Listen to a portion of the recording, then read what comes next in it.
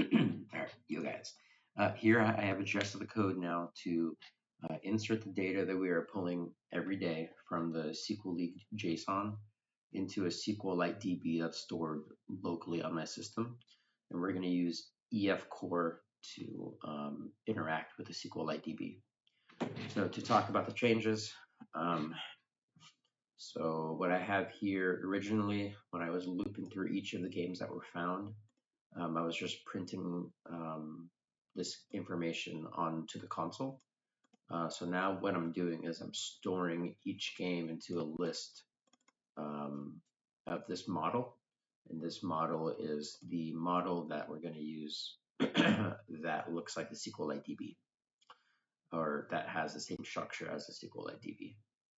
So yeah, I'm looking through each game found, adding it into this list, and then I'm opening the application DB context of my SQLite DB, and then I'm going to loop through each game, and then add each game into the context, and then save the changes. So this here is using EF Core, and then yeah, we'll look at how I cleaned up some of the models.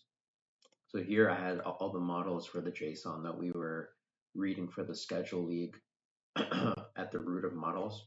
But since I have the game model here, I wanted to add a folder specifically for when we perform the insert to the SQLite DB. So if you go here to the SQLite model, game model, so this is what we're going to insert into the SQLite DB. That is going to look like this. So see, we have the primary key ID, away team name, their wins and losses, the home, and then the date submitted, which is just really, I wanted to add each date in there of when I created the game object.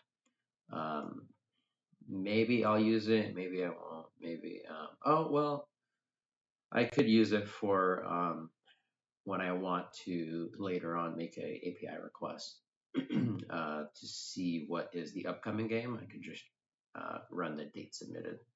So actually, that's pretty good.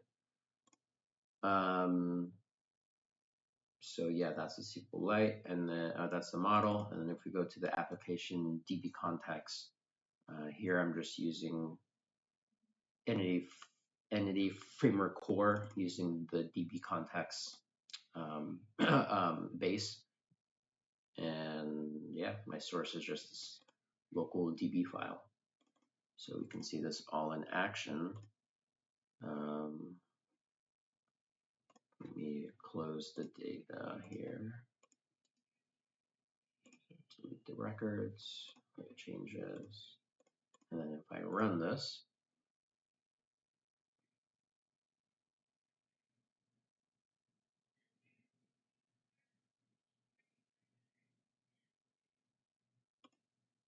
all right, that's done. So if I refresh my table, I'll see my data here.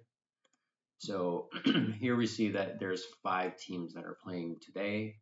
Here are 5 games going on today, and these are the teams.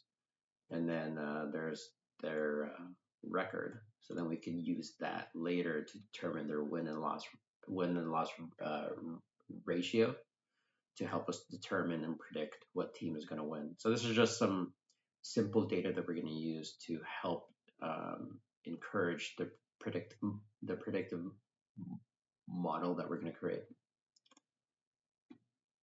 So yeah, later in my next videos, I'm going to clean this all up. Right now, it's kind of in like a scripting form. So then we're going to change this so that it's more of a clean architecture. And then we'd be done with this kind of functionality. And then we'd be